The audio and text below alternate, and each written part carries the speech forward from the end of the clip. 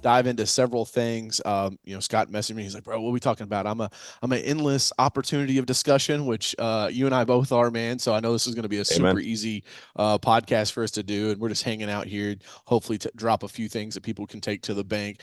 I want to talk. I actually want to start with the F words book because Yeah.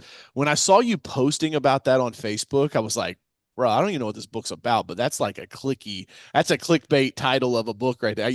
Books came around long before clickbait was even a thing, but you took clickbait and put it as a title of a book because, Yeah. and I've got to think there's some strategy behind that, right?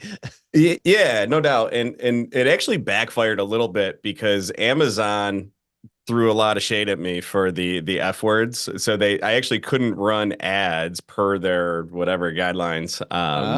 Yeah, Oh, so obviously the F word that they were concerned about is not in there. It's a book for teenagers. But we go through, just faith and family and friends and finances and fitness and wow. it's there's 9 sections, so 9 different F words, 4 short chapters in each, and then each chapter ends with 3 things that I want you to know. So this is written for my son, but then ultimately all teens. 3 things I want you to know before graduation, and when you add it all up, it's 117 different nuggets. Wow. What's your favorite one out of the book? Failure, and that's something we'll inevitably get to today because failure is feedback, and it took me a Mm. lot of years to figure that out, and now I'm at a point in my career where I'm it's going to sound weird, but I try to fail. I throw myself into different scary situations, things that I'm not comfortable with or I haven't done in the past, and I know that there's going to be bumps in the road and straight up falling on my face and failing, and then kind of pause, reflect, use that as feedback, figure out how to make it better. So that's actually the first one we cover in the book for that reason. Very cool, man. Yeah, I always tell my team I'll never be upset with them if they make a mistake once. I'll get upset if they repeat that mistake because they didn't learn from it the first time, right? Yeah. I'm a big fan.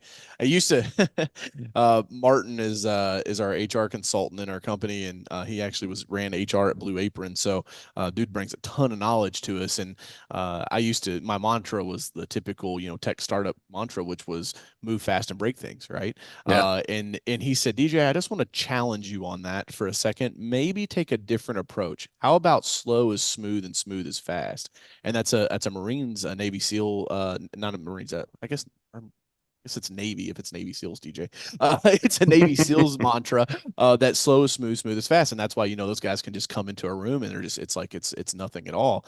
And so like I've tried to do a better job of that slowing down, but I'm a huge proponent in failure. I know we've all had our own failures. I said this. I think I was on a I may have been on Michael Weaver's podcast, Insurance Buzz. He asked me about failures, and I said, listen, if you're being coached by somebody, or you're listening to somebody, or you're taking advice from somebody, and they're like, I've never failed. You're learning from the wrong person, bro. Like, because either they're Right. lying to you or they just didn't take big enough risk that had that downside to it. Yeah. They're lying Um, to you, by the way. right, exactly, right. Yeah, nobody goes through his life without failures, man. That's good. Uh, so talk to us. What I mean, obviously, one of the failures is like, hey, we couldn't run Amazon ads, right? Like, boom, like that's like micro failures. No, like if you really put a magnifying glass on anybody that's making moves, you're gonna see them. I always like the analogy: you'll never see a dog bark at a parked car. So like if you're moving, you're gonna get attention, you're gonna get haters, you're gonna have Yeah. mistakes. It's part of it.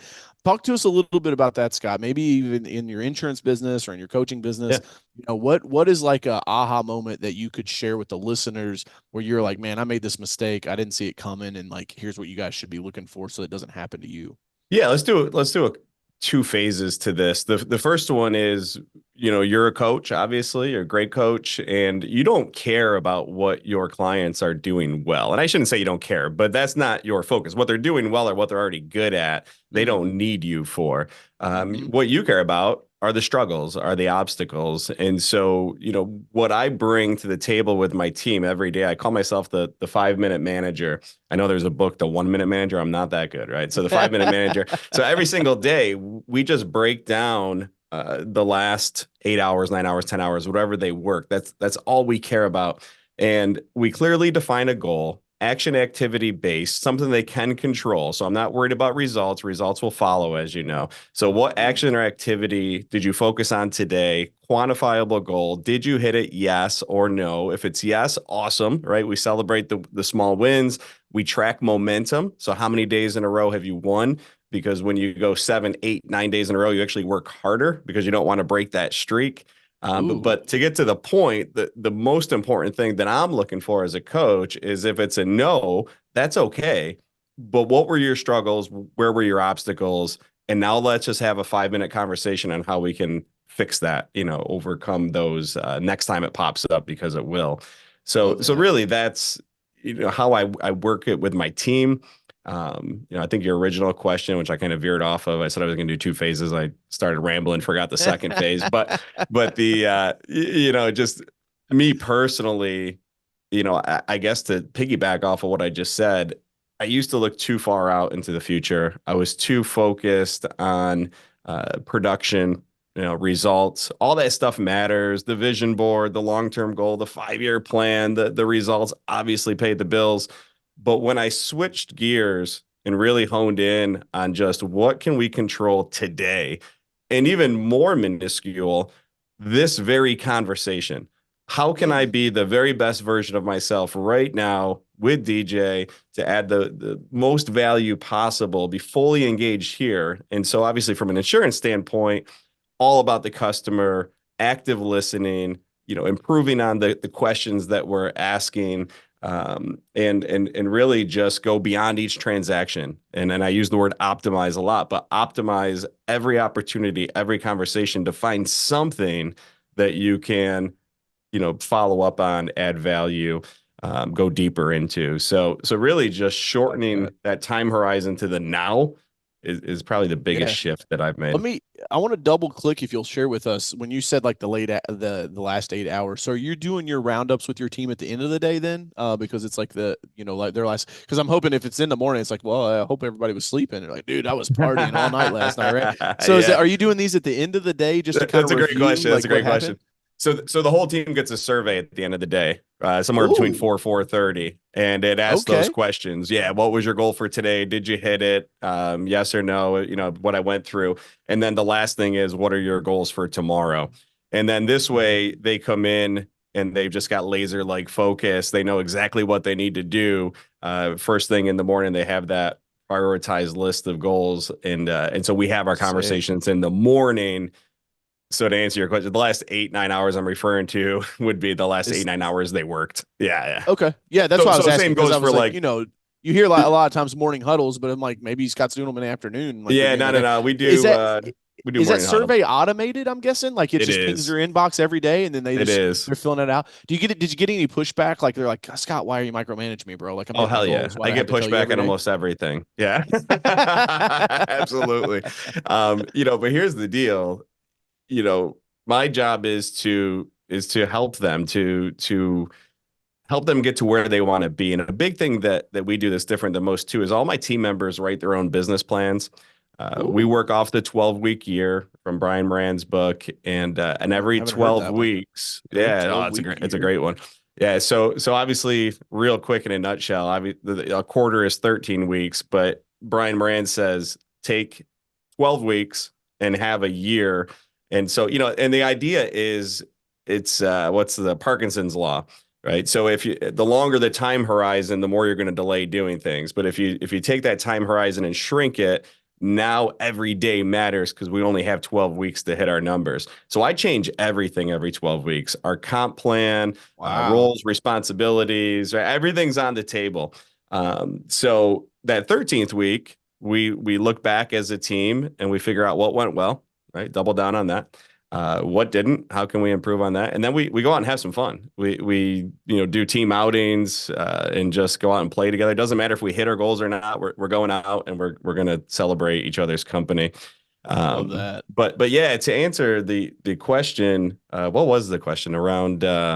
if it was morning or afternoon. So yeah, I mean, if you guys you're meeting in the morning and then the automated surveys, and then are you Yeah. reading those? You got a manager that reads those? Like, I mean, because that's like direct. I mean, that's from the horse's mouth, as we say here in Kentucky, right? Like that's coming straight to you, Yeah. and you're getting instant feedback, right? So what we do is everybody reads them, and this is a huge It's just like a accountability tool. 360 eval every day. Holy shit! Yeah, yeah. So we submit it, and then right around 6, 7 o'clock at night, everyone on the team gets to see. There's an email with everyone. We call it the win the day, so that we get the win the day results, and we get to see everyone. So from an accountability Wow. standpoint, yeah, it's you don't want to be the one showing up not looking good, right? I mean, we call it 0 zeros. So the goal is to not have a zero with any of our metrics that we're tracking. So, Hmm. not to sound cold, but you know this, you're either going to make it happen or you're going to make excuses.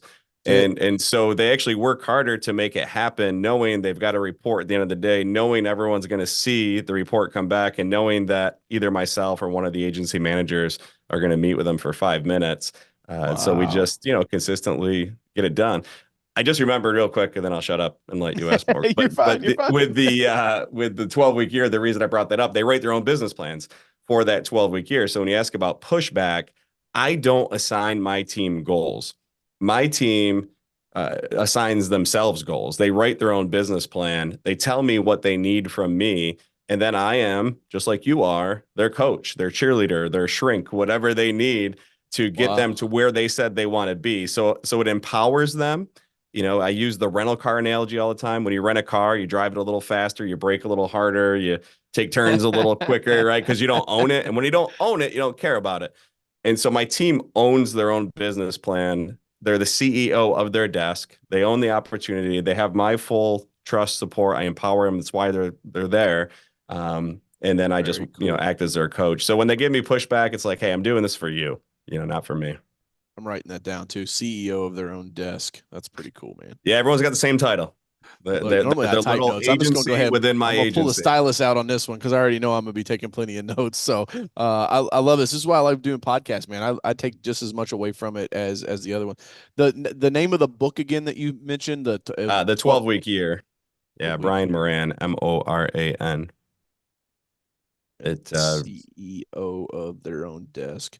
And what's that look like, Scott, when you're saying they're writing their own business plan? Can you give us, because listen, man, and this is where like my podcast is a little different than most, right? It's like, okay, cool, Scott, great. Well, moving on, your next book, right? Like, it's like, no, dude, like if I find something because I'm a coach myself and like I want my listeners to be like, shit, dude, like I get so much, I'd have to pay for this podcast, which by yeah. the way, all you guys gonna need to do is leave me a review and drop the subscribe button there. But what's that look like for you guys? Like when you have a service person or a salesperson, like what do you mean by like they're making their own business plan? Do you give them a framework? Do they, it's like you're like here's a Yeah. blank piece of paper Yeah. and let's see what you can come up with? Talk to No, us no, no, about no, that. no. 100%. There's a framework. Theirs is short. So we think business plans as business owners, and we're thinking 40 pages with financial spreadsheets. Like that. It's not Right? that, right? Pro formas. Yeah, it's like 3 pages, and it's Cool. really fill in the blanks, right? So personal mission statement, a review of the last 12 weeks, the goals in each category that matters to them for their role. Wow. Marketing, what the centers of influence we're huge on. That's the referral piece. So really it's templated, and the Okay. way it works is we get together as a team and I say, hey, we crushed it in life the first 12 weeks. We're behind in health. We've got a health promotion this next 12 weeks. So let's put more focus there. And that's the other cool thing. It allows me to incentivize them differently based on where we need to focus and catch up, Mm, numbers wise, and take the foot off the gas a little bit in other areas because you can't do all things all the time. Right? I mean, I guess 100%. that's probably a limiting thought now that I say it out loud, but we wear a lot of I hats. like that, bro. Catching yourself. Listen, Yeah, but we but do. to We the wear a lot of hats, and but and but to the listeners, man, they don't realize how their words impact them. And I want you guys to take away something that Scott, just to show you how conscious this guy is about his words, right? As soon as that came out of his mouth, it's like, oh, you can't be authentic. That was a little limiting. Like, because it is, and it's Yeah. true, right? By or to use a Ray Dalio term, by and large, it's true, right? You can't just be 100% all the time on. I always make the analogy. We're in Kentucky. I wore my shoes today, so you couldn't tell, Scott. But we're in Kentucky. But we got racehorses, right? And the racehorse can't live on the track. It's got to come off. It's got to have rest, recovery stuff. So it's like you can't be on 100 all the time. But the fact that, dude, you just like your unconscious mind caught that, right? It was like, we don't believe self-limiting talk around here. And you just caught that without even thinking about it. If you're listening to this right now, I want you to take note of that. Like, think about how you've talked to yourself in the last 24 hours, right? You get around negative people. Oh man, my car's junk. My family's rough on me, blah, blah. It's like you're just feeding this monster that's inside of you called negativity over and over and over again. And I really, sorry, Scott, I didn't mean to cut you off. I just really wanted to make that point No, because that's impressive, because guys at our level, we catch ourselves on shit like that. And people yeah. that are struggling, they don't, man. They just keep putting the manure on top of the pile. Yeah, the words matter, no doubt. And yeah, I'll give you another one that hopefully you consider a golden nugget here. But I talk about living in sin, and SIN being an acronym, and that's self-doubt, imposter syndrome, and negative self-talk. And so we're very conscious of, if are we living in sin? Are we doing all these things? And it's natural. We all have that voice in our head that's telling us you're not good enough, you're not smart enough, you're not prepared enough. That voice is never going to go away. But you've got to learn to silence that voice. You've got to recognize it. You can talk to it. You probably shouldn't talk to yourself out loud, but inner talk saying, "Hey, I hear you, but you're wrong. I can do this." Because you and I both know. Well, I'll put you on the spot. The number one thing that you hear, especially from newer business owners, or people working for business owners, when it's like, hey, you've got to do this, you got to try this. And they say, well, I can't because I'm not what? Mm-hmm. Not qualified, not skilled enough. I mean, there's There's a a million, litmus of, right? But yeah, the confidence. I can't statement Well, by yeah. itself, it doesn't even matter. Like that right there, you've already lost. It doesn't matter what Yeah. your So reason so it's is. like lack of confidence, right? Yeah, And man. you hit on it, right? And so I say it all the time, confidence is earned, it's not learned, right? I'm not going to Ooh. teach anyone confidence. You're not going to teach anyone confidence. You learn it, right? You earn it rather by doing it, by making the mistakes, failure, full circle, right back to where we were. Mm-hmm. I'm going to give you another one with the Give me the in on sin again. So I got self-doubt, negative imposter syndrome, self-talk. Yeah, negative so self-talk. self-doubt, imposter syndrome, and negative self-talk. My creative director for a while, when he started with us, he's like, man, I got a little bit of imposter syndrome, DJ. And I'm like, why, Andy? Like, your shit you put out is fire, bro. Like, this stuff is next level. He's like, I know, man. And like, sometimes I'll get on and like I'll see stuff that people are publishing, and I'm like, man, I would have never put that work out. Like, I do way better work than that. And I had to remind him. I said, listen, man, only imposters get imposter syndrome, right? Mm. It's like only the people that like that's the imposters. Like, you gotta wipe that, bro. Like, if you know that you're doing something, that's where that confidence comes from, man. And it's that negative self talk of like, I'm not good enough, I'm not worthy, Yeah. I can't be like the rest of these people. But sin, guys, write that one down. If you're, I'll give you a double take to the bank on that one, bro. I like that No, acronym. thanks, That was brother. cool. Let's go back to I can't, right? Real quick. You got to kick the A out to make this one work, but I can't, when you kick the A, becomes I choose not to. And more specifically, it's I choose not to try. So when I hear words like that from my team, like I can't do this, or I can't be that, or I can't, it's not that you can't, you're choosing not to. Mm. And maybe you're not going to be good at it at first. You probably won't, right? But it's not that you can't. And so there's certain pet peeves that I have with words that we really hone in on. I And like I that, can't, man. yeah, and I do that with my kids too. I mean, now they're catching themselves, so it's kind of cool that you caught me catching myself, because I challenge them to do that too. When they do the I can't thing, and then they'll be like, here Dude, I comes love that because dad preaching. we we just had a baby last year in April. She'll be 1 this April, which is crazy Awesome. how fast this thing has Mm. happened, man. And she's starting to learn, and like I can just see how smart she's going to be.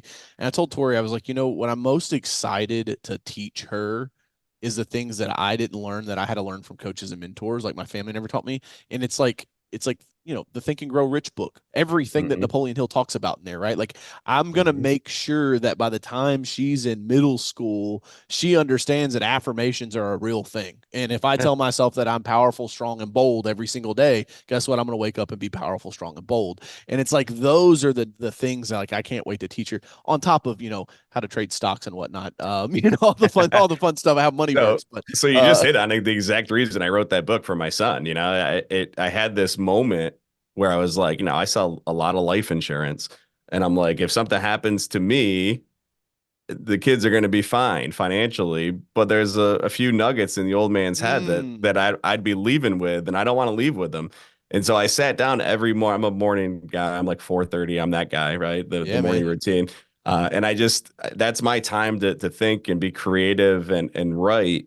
And I just started writing what really was a love letter to my son. I'm like, hey, I want you to know this, and I want you to check this out, and I want and this was going on for months. And when all the dust settled, I had like 300 pages of notes. And I was like, Wow. shit, I've got a book. Like I didn't even set out to write a book.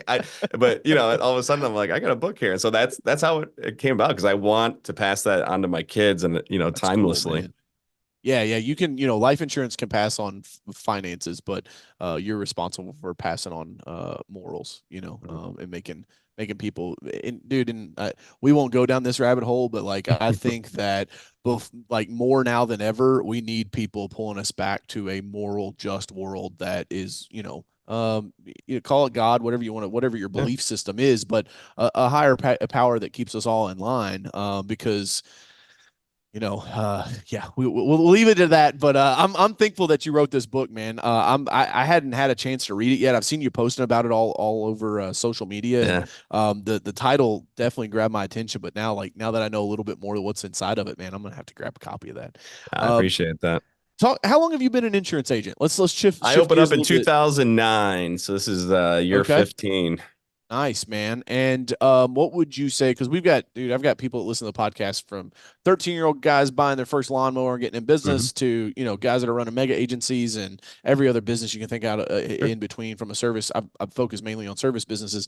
What are, just give us, a couple takeaways after 15 years, man. Obviously, you've got some new systems dialed in and stuff. You're doing these, I mean, these surveys, that's freaking next level, man. But like, what's some other cool stuff that you can share with my listeners, man? I'm all about giving them value.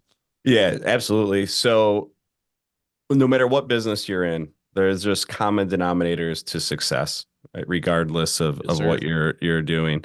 And one mantra that we use all the time when you're talking about not going down the rabbit hole, and we don't have to, but what I preach to my team is when I you mean, do we the can.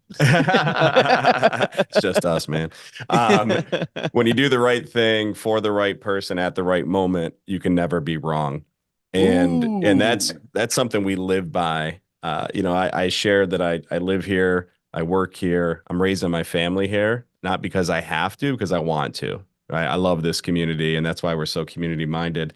But one of those common denominators, to answer your question, is relationships. And I know that sounds very vague, but I have more than doubled down on this connection economy, on relationship marketing, where I become very strategic and intentional every single day with the types of meaningful contacts and interactions, and how I can add value to the lives of people who are already meeting with my future customers. Because when we look at marketing from a traditional standpoint, you've got people fighting for the scraps who aren't connected with relationships. So what do I mean by that? If DJ's a mortgage broker and I'm an insurance agent, and DJ's like, yo, you've got to go see Scott. He's like the only option for insurance, been working with him for years. That person's like, all right, cool, I'm going there. He's no longer in the Yeah. market for insurance. And so when they see these high dollar marketing campaigns and ads, they're not even, it's white noise, because they're not in the market for insurance. I'm already their guy. So if you can have that referral based business, that relationship, marketing to that level, you don't need to do traditional marketing. Let those Yeah. corporate behemoths, those giants do that. And so I the love advice I that, would dude. give after 15 years is relationships matter. Relationships will make you happier, healthier, the right relationships, by the The way. right ones. You know, Yeah. Yeah, for so sure. every single day I use this process that I've coined salute and support. And so I'm looking for opportunities to salute people, give them high fives, give them some love, and just let them know I see you. I see you hustling, like I see you, DJ. Like you're hustling, you're grinding. I love the content. Sometimes I'll scratch my head and be like, I don't know about that, but I still love it, right? Because we can agree to That's disagree on right. certain things, That's right. That's right. and but it's awesome, and you're out there doing it, and you're developing those relationships. So salute those people, and then when people need help, offer to support them. I Here's think another that pro.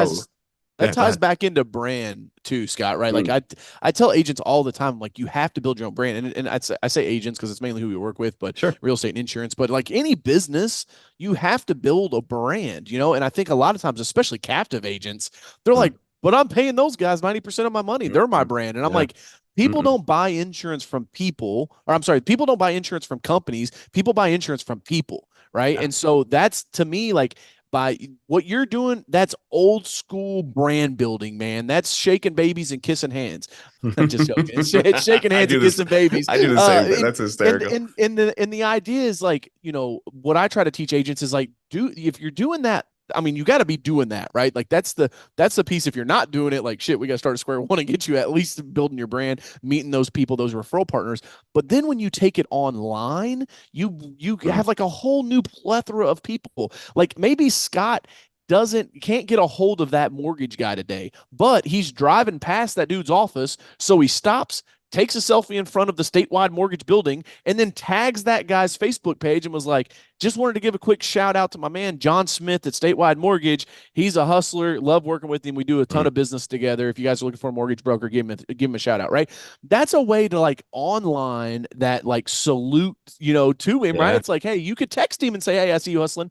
But when you do it that way, and then the tech piece comes in, if you tag that guy's page, now his followers are exposed to your brand and your followers are exposed to his brand. And it's like this thing starts happening. And I'll tell you, she's an Allstate agent out of New York, Christina Shaw.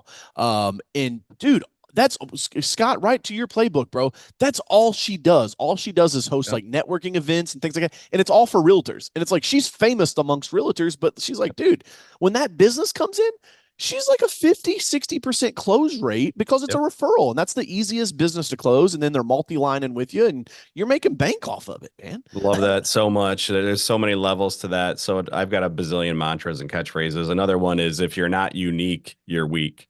And personal Oh, branding is what it's all about, right? Because especially for insurance agents, there's so many things we can't control. The only differentiating factor, by and large, is us. It's yeah. you, right? So how are Nope. you going to be unique? How are you going to be different? How are you going to be remembered?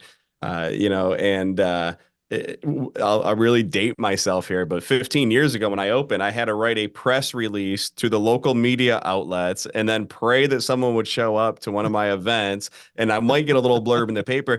Now, man, we are the media. You know this, right? That's your company. We That's we it, are the bro. media. And so it's shocking to me business owners who shy away from that. I'm, Yeah. I'm not even saying lean into it, man. Just cannonball that shit. You Like just gotta, jump yeah, in and you gotta engage. Like the 100%. So that it's like cross the pollination of plumber. the markets is huge. It's like the plumber in 2015 that still thought the internet was a fad, right? Like, I just spoke to 200 Allstate agents in Chicago last week, and I was on stage, and I was like, I raised my hand. I was like, how many people in here, by a show of hands, think the internet's a fad? And nobody raised their hand, right? And I was like, I'm not going to make you guys raise your hands again, but some of you still think social media is a fad. In Yeah. 10 years from now, you're going to be going, man, woulda, shoulda, coulda, because there's such things called a first mover advantage, right? It's like Okay. McDonald's is great at this. Like you'll see this on like an exit to an interstate. It's like there's nothing and bloop, a McDonald's comes in. And then what happens? Oh, it's a truck stop and a Wendy's and it's because they're the first mover advantage. They have the data. Social media works the same way.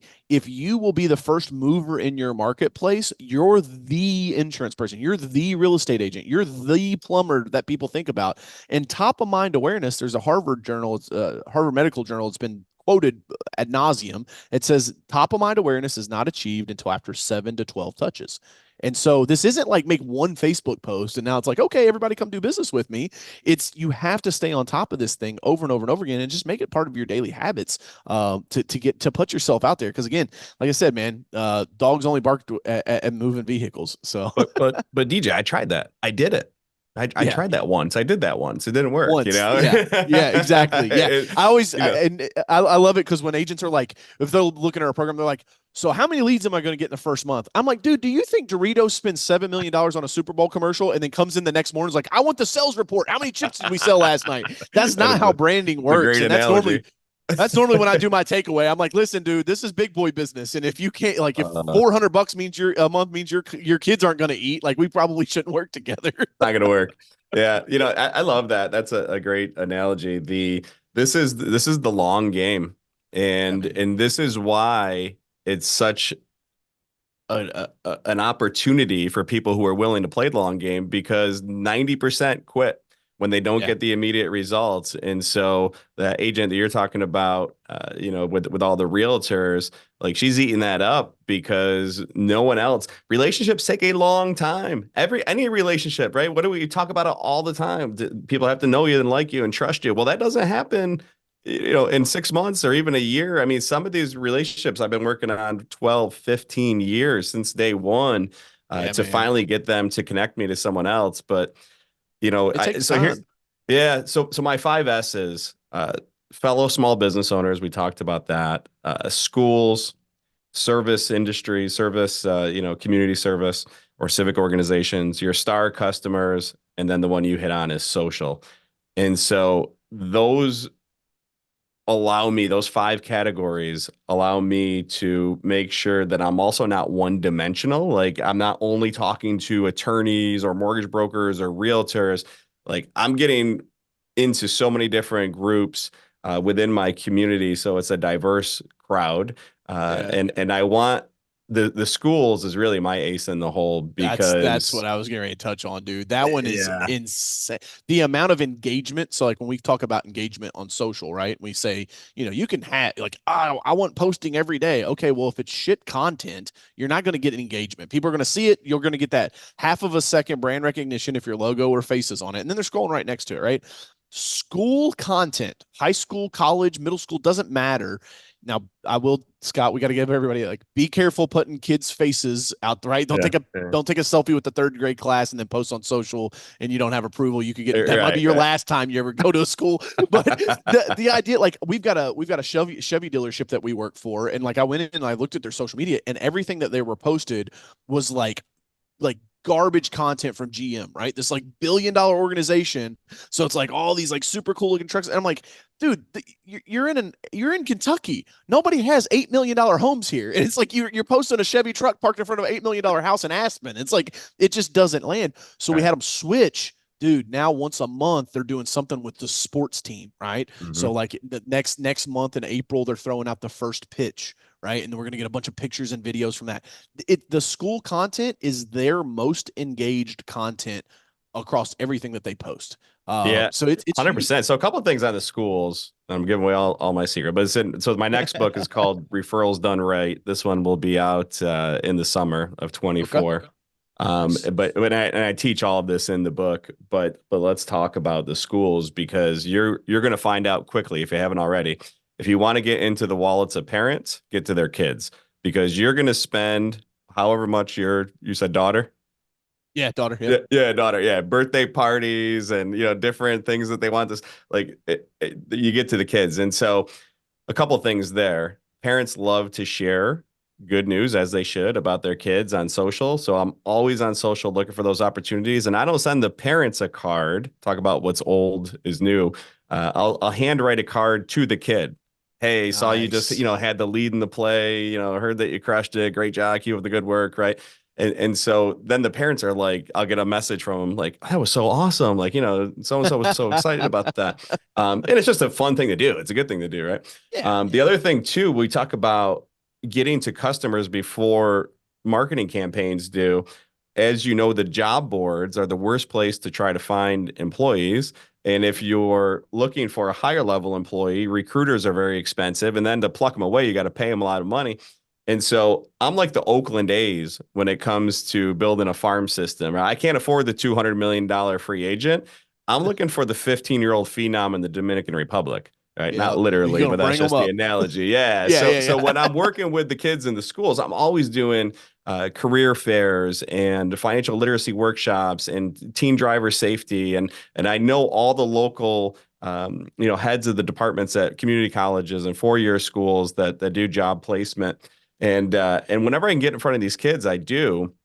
I'll help them with resume building, mock interviews. They can come in and do job shadowing because Nice. really what I'm doing is I'm building a pipeline of future talent that I can groom, Yeah. also future customers, and the parents could become customers now, or if I already have them, it's better, good for retention. And then the cherry on top is you're putting all this on social, so you're building your personal brand that you're a great community leader, which you are, right? You're Yeah, you're pouring man. into the kids. So the schools I can't talk enough about all the positivity, and it's just again doing the right thing for the right people, and Yeah. it's worked out. And just to be clear, Scott did not mean he's going to get kids from the Dominican and import them to work in his business. That's I mean, not I'm that's not not what that against it. conversation If was. they can sell insurance, I'm not against it. No, in my webinars, I always say, Scott, I'm like, if you guys don't have anybody in your office that will do social, go to your local high school, find a female cheerleader, and people are normally like, where is he going with this? And it's like, no, they're, like a senior female cheerleader is probably going to be the most responsible, one of the most responsible kids in her class, right? Extracurricular activity. Girls are always going to be more mature in high school than boys, probably even in college. And it's like, that little girl could come to your office for 2 hours a day. It's a great job for her because she gets to make social media content for you versus making French fries at Wendy's. And it's like you've got somebody that's going to show up every day. They only need a couple hours because then they got to leave and go back to practice. The school system, man, and honestly, Scott, that the world we live in needs that, man. Like they Yeah. need the business guys to be re-engaged, the business women to be re-engaged in these schools because they're not, how often do we hear, well, I was never taught how to Yeah. leverage credit. I was never taught. That ain't going to come from the business teacher. If the No. business teacher really knew how to leverage credit, and I'm sorry, business teacher, I'm gonna harp on you for a second, but like you wouldn't be teaching business. You'd be out here actually doing what me and Scott are doing. So I think some of that responsibility in the community falls on our shoulders I agree to come back and 100%. teach those kids so that instead of them getting out of school and bitching and moaning on Twitter 3 years from now, instead of bitching and moaning, they go, man, this State Farm guy came in and showed me how to like leverage a credit card to buy an asset that then produces income. Like blew my mind. Now I'm not broke anymore, right? Like it's Yeah. And that's and and you and I, we don't want people in the top 10, right? We want people that are smart but not too smart. We want the people that have the chip on their shoulder, the underdog, something to oh prove. yeah, We want people, and I don't know if you were super smart in the school. I wasn't. I was told I wasn't college material. I was told I'd probably end up in a factory. But here's the deal. I hated math and science, right? Once I did get to college and once I started learning about different business and entrepreneurial, it lit me up and I got excited. So yeah. when I go into the schools, I'm looking for those kids, right? They say you're best suited to serve the person you once were. And so I'm Mm-hmm. looking for the kid that I can help with their mindset because schools teach you what to think, but not how to think. And Yeah. to your point, they don't teach you the real world stuff that we've learned through trial and error. So when I go there, that's what I want to bring to the table. I want to find those kids that might not see it in themselves yet, but it's there and give them a path because Yeah, what we man. do is awesome and not enough kids know about it. Yeah, absolutely. I agree 100%. I was an okay student. I was going to be a chemical engineer. I like Oh, dang, aced yeah. chemistry You like 1, chemistry science. 2, AP chemistry. I was a nerd. But then what happened? I started mowing grass my senior year of high school and I was like, shit, I'm not broke anymore. I got a little bread in my pocket. I can take a girl on a date now. And like I was like, man, if I go and I had several football scholarship offers and I'm like, if I take these, I'm going to go off to school. I'm not going to have my mowing business anymore. I'm going to be broke again. I'm like, I'm just going to do this business thing. And my chemistry teacher and my guidance counselor tried to talk me out of it. They're like, "What? You just gonna like mow grass for the rest of your for the rest of your life?" I'm like, "No, I'm gonna build a business. I'm gonna have people mowing grass." Like, I couldn't Yeah. even see where I'm at today. Like that was, to me, like I'm blown away every day that I wake wake up. I'm blessed to have a family and a spouse that supports me, and we're building. I'd say that our mission is to build tech and teams that change the world. And so it's fun to get up and do everything that I'm doing, but just know that sometimes them teaching people don't know what they're talking about when they try to limit you. You know what I mean? They try to say, "What, DJ? You just gonna mow grass forever?" Like, no, I'm one of these days I'm gonna make your salary in a week. It's like And here we are. Yeah. Now well, look at all of the billionaires in the world. Most of them are dropouts, right? yeah, man. Or never went to college. And I'm not anti-college. I don't want people to misunderstand that, but Yeah, I've got one in college now, and I've got another one about to have to make that decision. And the world's yeah, changed. We have more information and knowledge, like you said earlier, this podcast totally free, right? I mean, so the TED Talks and YouTube, and if the kids really want to dive into learning this material, it's all at their fingertips, way it's there, different than man. when we were growing up. So Yeah, that's what it kills me. You see these people with like 19 piercings and purple hair that spiked up to the sky, and they're like, the America's a terrible place. It's the worst it's ever been. I'm like, it's the best it's ever been, man. Like the 100%. world was a much worse place 100 years ago. 100%, dude. I can't agree with you more.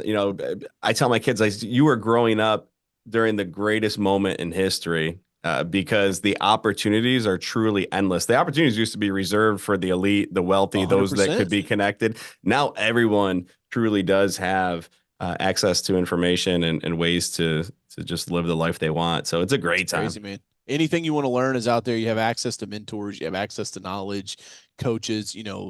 I tell people, I'm like, you have to have a coach. Go get a coach, right? Like it's funny. I can't remember. I was listening to somebody the other day. They said, it might have been Eric Thomas. He said, if you found a person that was at the Olympics and they was getting ready to get into the starting blocks to go run for gold, do you think there'd be a coach somewhere around them? And it's like, well, of course, probably multiple. And it's like, then why don't you have one? Right? Like, why don't you treat yourself like an Olympic athlete and get you some coaches around you? And people are like, well, I can't afford a coach. Bullshit. I'm not buying it. YouTube, podcast, books. It's all there. A coach doesn't have to be necessarily one on one. And I drive this. Sorry, I'm getting on my soapbox, Scott, because I No, talk to my audience about this all the time. It's like your you've show, got to it's a get you sales a factory. coach Do it, man. because for me, man, that's when my life changed. When I was 19, almost 20 years old, and I hired my first sales coach. And the guy's like, "Yeah, it's a $6,000 program." I'm like, "Okay, well, how do I pay for that?" He's like, "We can just put it on any major credit card." I'm like, "Bro, I'm 20. I ain't got a credit card with a $6,000 limit. Are you crazy?" And so, like, the guy let me write six $1,000 checks that were postmarked every month for the next 6 months, and he would take it at the beginning of the month. He would deposit that for me. But because he did that, he taught me how to sell. He taught me life lessons. And dude, I would not be where I'm at right now if I would not have hired that first coach. And so, like, a lot of people think this coach is like some esoteric thing. It's not. You're at a friction point somewhere in your life, whether it's personally or professionally. You're at a friction point, and a coach does nothing more than just breaks it loose. Coaches don't have all the answers. You could hire Scott, you could hire me. We're not going to have all the answers, but our job is to come in, figure out where your friction's at, break you loose, and then let you run for a little longer. So I saw soapbox is over. I But you love asked it, to man. take Don't that get one off. to the Yeah, beginning. when you're trapped in a bottle, you can't read the label, and that's what a coach does. A coach looks at your label from the outside, and it's not your fault. You can't see it. They're just different lens, right? Different Yeah, man. angle, and it makes and it's an accountability partner. And frankly, when you spend 6 grand on something that you don't have, you treat it a little different. You work a little harder, right? It's It that rental forces car you. thing, right? Yeah, hell yeah. I was Yeah, treating you that bad own boy it like a now, man. Ferrari. I was 10 minutes early to every coaching session. Made sure I had two ink pens in case one ran out of ink. Like Hell yeah. you're locked in, man. So people pay attention to what they pay for. I like that one too. I say that Mm, all the time. Well, cool, man. We got to wrap this thing up. We're rolling on 45 minutes now. dang. Scott, if people want to find you, I know it's so easy, right? You're in the sales factory, baby. This is how it works. If people want to find you on social or they want to get your books, how can people get a hold of you? Yeah, so on social, it's just my name, Scott Grates. The book is Referrals Done Right. And so the website there will be referralsdonerightbook.com. We'll start pre-sales end of May, early June. That'll be an official launch August 13th. Traditional publishing company this time. Gonna, Sick. hardcover, trying to make a run at a bigger bestseller list. Let's So go, if you want to man. support the mission and learn how to operate in this connection economy and really go deep into relationships to get more referrals done right will be the book referralsdonerightbook.com. Very cool, man. And then how can they find the other one, the other book that you have? Yeah, so on Amazon. So Okay. Essential F Words for Teens is on Amazon. Like I said, that was a wild journey. I wrote it for my son, and then it went on Amazon, and it picked up steam and became a bestseller in its category within a couple of weeks. And I Wow. think the average book sells, it's something stupid. A number of people wouldn't even believe, like 52 copies or something Yeah, like yeah. that. It's The stupid majority of books low. sell less than 100 copies. Yeah. Yeah, Yep. and this one hit 5,000 in the first 4 weeks, and I had Wow. nothing behind it. Again, shameful as a salesperson. I released a book that went that big, and there was no product behind it. I just truly wrote it for Hey, people to. man. But You're yeah, doing good for the world. Guys, if you want to go follow him, it's Scott Grates, Grates. Scott, appreciate you coming on the Sales Factory, man. thanks, Guys, if Coach. you This was haven't fun. hit the subscribe button, you didn't leave us a review, go do it, man. We dropped some knowledge on you today in the Sales Factory. My man Scott Grates. Go check his books out, guys. We'll see you in the next one. Hustle, it's worth it.